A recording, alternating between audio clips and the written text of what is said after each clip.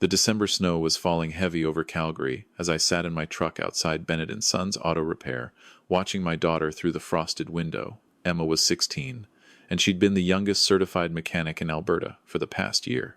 Her hands moved with confidence under the hood of a Silverado, her dark hair pulled back in a practical ponytail, motor oil streaking her cheek. I'd raised her alone since she was 8. Her mother, Rachel, had left us for a marketing executive in Vancouver, deciding motherhood didn't fit her career trajectory. Emma took it hard at first, but we'd built something solid together, just the two of us against the world. She was brilliant, driven, and completely unaware of how extraordinary she was.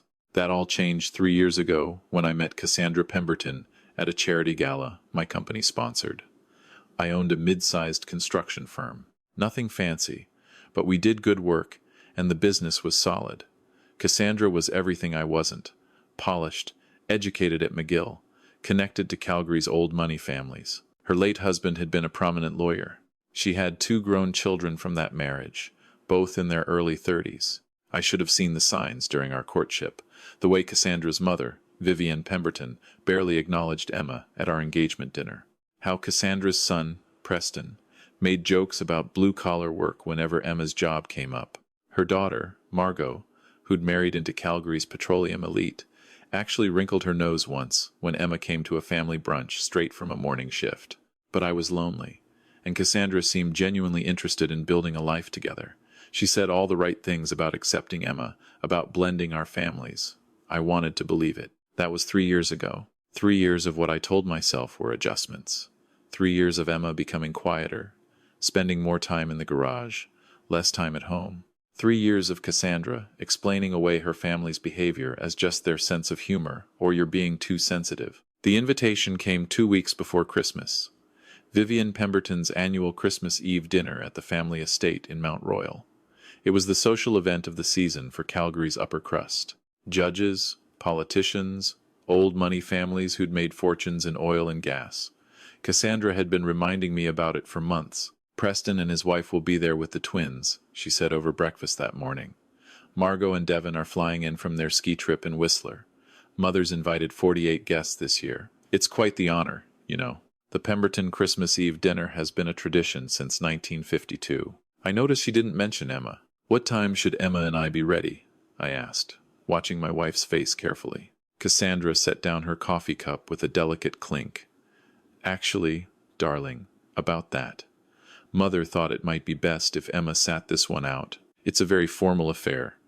And with all the important guests, well, Emma might feel out of place. You know how uncomfortable she gets at these functions. Emma's never said she feels uncomfortable. She doesn't have to say it. I can tell. And honestly, Daniel, with her work schedule at that garage, she'd probably prefer to have a quiet evening. I already told her she could order whatever takeout she wanted. My treat, something cold, settled in my chest. You already told her? Last week. She was fine with it, truly, very understanding. Cassandra smiled and touched my hand. You worry too much. Emma's practically an adult. She doesn't need to attend every family function. I should have pushed back harder. I should have said no immediately. But Cassandra had a way of making me doubt myself, of making me feel like I was overreacting. And when I asked Emma about it that evening, she just shrugged. It's okay, Dad. Those dinners are boring anyway. All those people talking about things I don't understand. But she wouldn't meet my eyes. The next 2 weeks passed in a blur of work and holiday preparations. Cassandra was stressed about the dinner, constantly on the phone with caterers and her mother. I barely saw Emma. She picked up extra shifts at the garage, working late almost every night. Christmas Eve arrived cold and clear, the kind of Calgary winter day where your breath freezes in the air and the snow squeaks under your boots. Cassandra spent the afternoon at a spa, getting ready for the evening. I'd planned to leave for the Pemberton estate at 6. At 5:30, I realized I'd left my good cufflinks in the truck. I'd been wearing them to a client meeting earlier in the week. I headed out to grab them, started the engine to warm up the cab. That's when my phone rang. Emma. Hey, sweetheart. What's up? Dad. Her voice was small, younger than 16. I know you're heading to the dinner soon. I just wanted to say Merry Christmas. In case you're late getting back. I'll be back, Em. It's just dinner. Yeah. Okay. A pause. Dad, do you think I'm embarrassing? My blood went cold. What? Emma, No. Why would you ask that? No reason. Never mind. Have fun tonight. I love you. She hung up before I could respond. I sat there in the idling truck, my daughter's question echoing in my head. Do you think I'm embarrassing? Where had that come from? Emma was confident, capable, proud of her work. She'd never expressed self-doubt like that before. Something was wrong. I could feel it in my gut. I called Cassandra. I'm going to swing by the garage, check on Emma, before the dinner. Daniel, we can't be late. Mother has the seating arrangement timed perfectly. Cocktails at 6:30, dinner at 7 sharp. It'll take 15 minutes. I'll meet you there. This is exactly the kind of thing Mother was concerned about, Cassandra said, her voice tight. Emma's always needing something, always pulling your attention. She's 16, not 6. She'll be fine for one evening. I hung up without answering. The garage was closed when I arrived, but I had a key. The owner, Frank Bennett, was an old friend. Emma's truck was still in the lot. Inside, the main bay was dark except for a single work light over the far corner. I could hear the faint sound of someone moving around. Emma? No answer. I walked deeper into the garage, past the lifts and tool benches. That's when I heard it. Soft crying. Muffled, like someone trying hard not to make noise. My heart hammered. I followed the sound to the storage room at the back. The door was ajar. Emma was sitting on an overturned bucket, still in her work coveralls, eating a sandwich with shaking hands. Not just any sandwich, the kind you'd make from whatever odds and ends you could find. The fluorescent light overhead flickered, casting harsh shadows. Emma? She jumped, nearly dropping her food. Dad, what are you doing here? You're supposed to be at the dinner. I stepped into the small room. It was freezing. The heater back here had never worked right. Emma's breath misted in the air. Why are you here, sweetheart? I thought you were going to order food at home. She looked away. I was. But then I thought, why waste Cassandra's money when I had a shift this morning anyway? Frank let me keep the dinner rolls from yesterday, and there was some cheese in the break room fridge. It's fine. I'm fine. I knelt down in front of her. Her hands were shaking. Not from the cold, from something else. Emma, tell me what's going on. It's nothing. Really, I figured if I stayed busy, I wouldn't think about it. About what? She finally looked at me. Her eyes were red. About everyone being at that big fancy dinner. Cassandra's grandkids. All those important people. And me here, eating day-old bread in a freezing garage because I'm not the kind of daughter you can bring to places like that. The words hit me like a physical blow. Who told you that? Nobody had to tell me, Dad. I figured it out. She laughed, but it was bitter, wrong. Do you know what Vivian said to me last year? When you brought me to that garden party? I shook my head, unable to speak. She introduced me to her friends as Daniel's daughter, the one who works with her hands. And then she laughed, like it was a joke, like I was a joke. She told me girls like me were exactly what her husband's estate needed. Someone to fix the lawnmowers and pool equipment. Emma. And Margot. God, Margot's the worst. She told me last month that it was good I had a practical skill, because I clearly wasn't going to college. Said not everyone was meant for higher education, and there was no shame in honest labor. She said it like she was being kind. Like she was doing me a favor by acknowledging my existence. I felt sick. Why didn't you tell me? Because you looked happy, Dad. For the first time since Mom left. Cassandra made you smile again. I didn't want to ruin that. Tears streamed down her face, and I thought, maybe they were right. Maybe I am embarrassing. Maybe I don't fit in your new life. I pulled her into my arms. She was 16 years old, one of the most talented mechanics in the province, brilliant and kind and perfect. And she was crying in a freezing garage on Christmas Eve because my wife's family had spent 3 years systematically destroying her self-worth. Get in the truck, I said quietly. What? Dad, no. You have to go to the dinner. We're going to the dinner. Both of us. Dad, I'm in coveralls. I smell like motor oil. I can't. Get in the truck, Emma. Something in my voice must have convinced her. She followed me out to the parking lot. The drive to Mount Royal took 20 minutes. Emma was silent the whole way, hunched in the passenger seat. Dad, I really don't think this is a good idea. Neither do I. But we're doing it anyway. The Pemberton estate was exactly as ostentatious as I remembered. Stone pillars flanking the driveway. Actual gas lamps lighting the entrance. Through the massive windows, I could see the glittering crowd inside. Women in cocktail dresses, Men in suits that cost more than most people's monthly rent. I parked and turned to Emma. Listen to me. You are not embarrassing. You are not less than anyone in that house. You are my daughter, and you are extraordinary. And if they can't see that, that's their failure, not yours. Understand? She nodded, but I could see the doubt in her eyes. We walked up to the front door together. I didn't bother ringing the bell. I had a key. Cassandra had insisted I take one, said it was important. I feel like part of the family. The house was warm, filled with the scent of expensive food and expensive perfume. I could hear laughter, the clink of crystal glasses, chamber music playing softly. We walked through the marble foyer toward the sound. The dining room was a scene from a magazine. The table stretched the length of the room, set with china so delicate it looked like it might dissolve. Candles everywhere. Flowers that must have cost thousands. 48 people in their finest clothes, not including the staff moving smoothly around the edges of the room. At the head of the table sat Vivienne Pemberton, 73 years old and still the undisputed matriarch. Cassandra sat to her right. Preston and his perfect wife and their perfect twins were nearby. Margot and her petroleum husband were laughing with a couple I recognized as the mayor and his wife. Nobody noticed us at first. Then Cassandra looked up. Her face went white. Daniel, what are you doing here? And Emma, I thought we agreed. Where was she supposed to sit? I asked quietly. The conversation around us began to die down. People turning to look. I'm sorry? The seating arrangement. You said there were 48 guests. Where was Emma supposed to sit? Cassandra stood up, her smile frozen.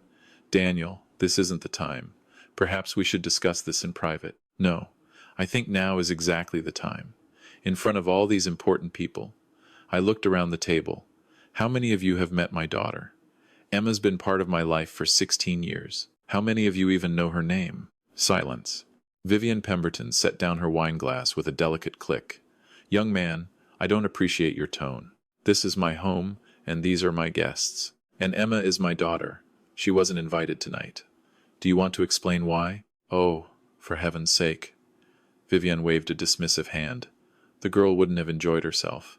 She has nothing in common with our circle. It seemed kinder not to force her to endure an evening where she'd be completely out of her depth. Out of her depth, I repeated. She's 16 years old. She's a certified mechanic. She runs diagnostics on vehicles worth more than most of these people make in a year. She's brilliant and hardworking, and she's standing right here, listening to you explain why she's not good enough for your dining room. Margot spoke up, her voice dripping with false concern. Daniel, I think you're overreacting. We're not saying Emma isn't a lovely girl.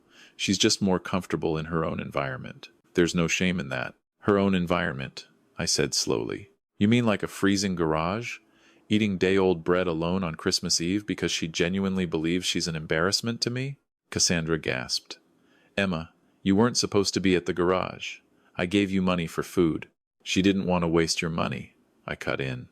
Because your family has spent 3 years teaching her that she's not worth spending money on, that she's not worth including, that she's only valuable when she can fix your lawnmowers.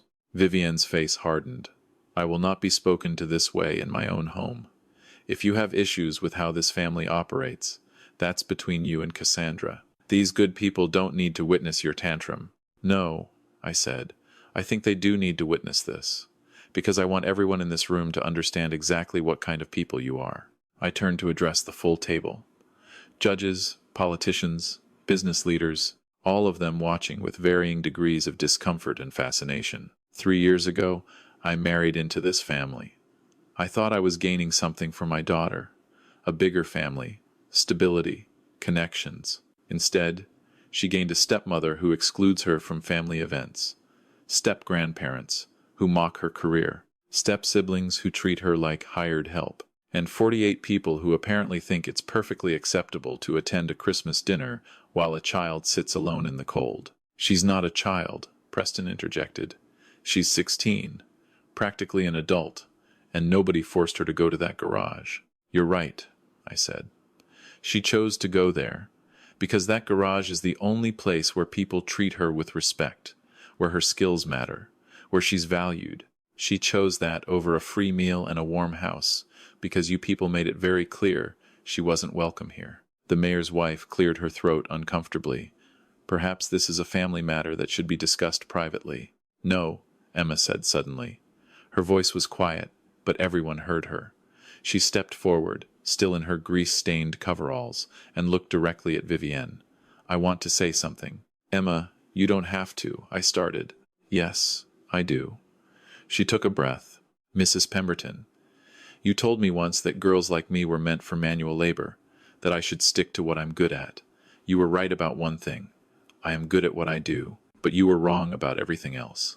She looked around the table, making eye contact with each person. I'm 16 years old, and I can rebuild a transmission. I can diagnose engine problems that computers miss. I make more per hour than some of you made at 25.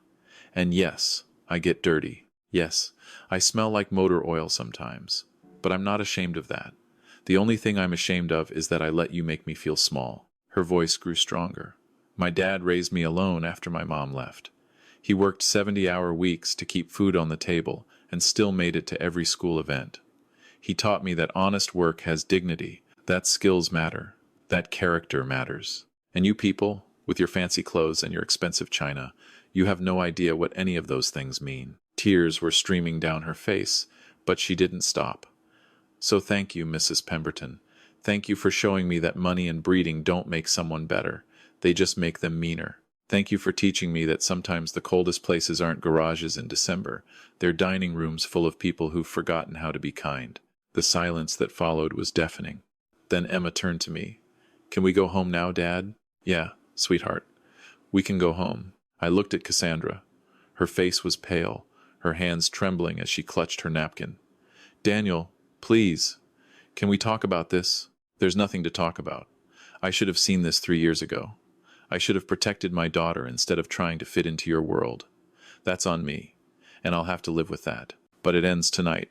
You're overreacting, Vivienne said sharply. The girl is being dramatic. This is exactly why. Stop. My voice was quiet, but it cut through the room. I don't care what you think anymore. I don't care about your approval or your social standing or your opinion of my daughter. The only thing I care about is getting Emma out of here and making sure she never has to endure another moment of your cruelty. I started to turn away, then stopped. There was one more thing that needed to be said. I walked to the head of the table, where the elaborate centerpiece sat among the crystal and china. It was some kind of ice sculpture, probably cost a fortune. I picked it up. Daniel, what are you? Cassandra started. I walked to the far end of the table where Vivienne kept her collection of family photos on display. Generations of Pembertons in silver frames, all of them looking appropriately distinguished and wealthy. I set the ice sculpture down hard enough that water splashed across the photographs. 48 people, I said. 48 guests at your Christmas Eve dinner. Judges, politicians, all of Calgary's finest families. And not one of you said a word when a child was excluded. Not one of you questioned why Emma wasn't here. Not one of you thought to ask if maybe, just maybe, something was wrong. I looked at each of them. You all saw. Every family gathering, every event, you saw how they treated her. You heard the comments, the jokes, the casual cruelty, and you said nothing because it was easier, because it was more comfortable to go along than to speak up, because Emma was just the mechanic's daughter, and why should you care? The mayor looked away. His wife suddenly found her wine glass fascinating. A judge I'd met twice cleared his throat but said nothing. You're not high society, I said. You're cowards in expensive clothes. I took Emma's hand. We walked out together through that marble foyer, past the gas lamps, down the pristine driveway. Behind us, I could hear the first whispers starting, the uncomfortable murmurs, the social fabric beginning to tear. Good. In the truck, Emma was quiet for a long time. Then she said, You didn't have to do that, Dad. Yes, I did. I should have done it 3 years ago. Cassandra's going to be so angry. Cassandra should have been angry on your behalf. The fact that she wasn't tells me everything I need to know. We stopped at Tim Hortons on the way home, sat in a booth in the back, eating donuts and drinking hot chocolate. Emma finally smiled. You really called them cowards in expensive clothes. I meant it. I know. That's what made it so good. She took a bite of her chocolate glazed. What happens now? Now we go home. Tomorrow, I call a lawyer, and we start over. Just you and me, like it should have been all along. I'm sorry, Dad, about your marriage. Don't be. That's not on you. That's on me for not seeing clearly. I reached across the table, took her hand. Emma, I need you to understand something. You are not now, nor have you ever been, an embarrassment. You are the best thing in my life, the thing I'm most proud of. And any family that can't see that doesn't deserve to be part of our lives. She squeezed my hand. I love you, Dad. I love you too, kiddo. The divorce took 6 months. Cassandra fought it at first, tried to paint me as unstable, said I'd humiliated her family over a simple misunderstanding. But word had spread from that Christmas Eve dinner. 48 guests, and apparently several of them had consciences after all. Statements were given. Patterns were documented. In the end, Cassandra settled quickly and quietly. The Pemberton family tried to maintain their social standing, but Calgary's upper circles are smaller than you'd think. People talk. The mayor's wife mentioned to someone that she'd felt uncomfortable all evening. A judge let slip that he'd had concerns about how Emma was treated. Preston's wife left him 6 months later, citing his family's values in the divorce filing. By the time the ink dried on my divorce papers, the Pemberton Christmas Eve dinner was no longer Calgary's most coveted invitation. It was a cautionary tale. I didn't take pleasure in their fall. I just felt relief that Emma was free from it. She flourished after that. The weight she'd been carrying lifted. Her confidence came back, stronger than before. She got offered a full scholarship to SAIT's automotive technology program, graduated top of her class. At 21, she opened her own shop. By 23, she had contracts with 3 dealerships. I remarried 2 years after the divorce.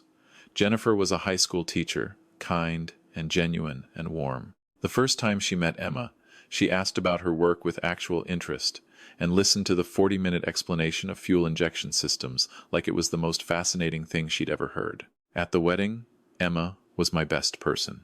In her toast, she said, "My dad taught me that family isn't about bloodlines or social status. It's about showing up. It's about choosing each other. Every single day. He showed up for me that Christmas Eve, and every day since. That's what love looks like." There wasn't a dry eye in the room. I ran into Vivian Pemberton one more time, 3 years after that Christmas Eve. She was at a charity function, looking older and smaller than I remembered. She approached me, hesitant. "Daniel, I wonder if I might have a word." I almost walked away. But something made me stop. "I owe you an apology," she said stiffly. "What I said to your daughter, how we treated her, it was unconscionable. Why are you telling me this now?" She looked down at her hands. Preston's wife left him, took the twins. She said she didn't want them growing up with our values. Margot's husband divorced her after that incident. Do you remember? At the dinner. I nodded. She'd been having an affair. Everyone knew except Devon. After your speech, people started talking more freely. Someone told him. He filed for divorce the next week. She paused. My grandchildren don't speak to me anymore. None of them. They say I'm toxic, that I drove away everyone who ever really mattered. I should have felt vindicated. Instead, I just felt tired. Mrs. Pemberton. Emma's 21 now. She runs her own business. She's engaged to a wonderful man who treats her like she hung the moon. She's happy, and none of that happened because of you or in spite of you. It happened because she's exceptional, and she always has been. You could have been part of her life. Instead, you made her feel small. That was your choice. And now you live with the consequences. I know, she said quietly. I just wanted you to know that I see it now. What I did, what we all did, and I'm sorry. I nodded. Thank you for saying that, but the person you need to apologize to is Emma, and I think we both know that ship has sailed. I walked away and didn't look back. That night, I told Emma about the conversation. She listened quietly. Do you think I should talk to her? She asked. I think you should do whatever feels right to you. She doesn't deserve your forgiveness, but you might deserve the peace that comes from giving it. Or not. Either way, I support you. Emma thought about it for a long time. In the end, she wrote Vivian a letter. I never saw what it said. Emma told me it was closure for herself more than anything. I forgave her, Emma said. Not because she earned it, but because carrying that anger was exhausting. I don't want to give them any more of my energy. They took enough already. Smart kid, smarter than me. Looking back now, 7 years after that Christmas Eve, I think about all the lessons embedded in that night, about how easy it is to exclude someone when everyone else is doing it. How cruelty becomes normalized when we're surrounded by people who think the same way. How social status can blind us to basic human decency. But mostly, I think about courage. Emma's courage in speaking her truth to a room full of people who'd spent years dismissing her.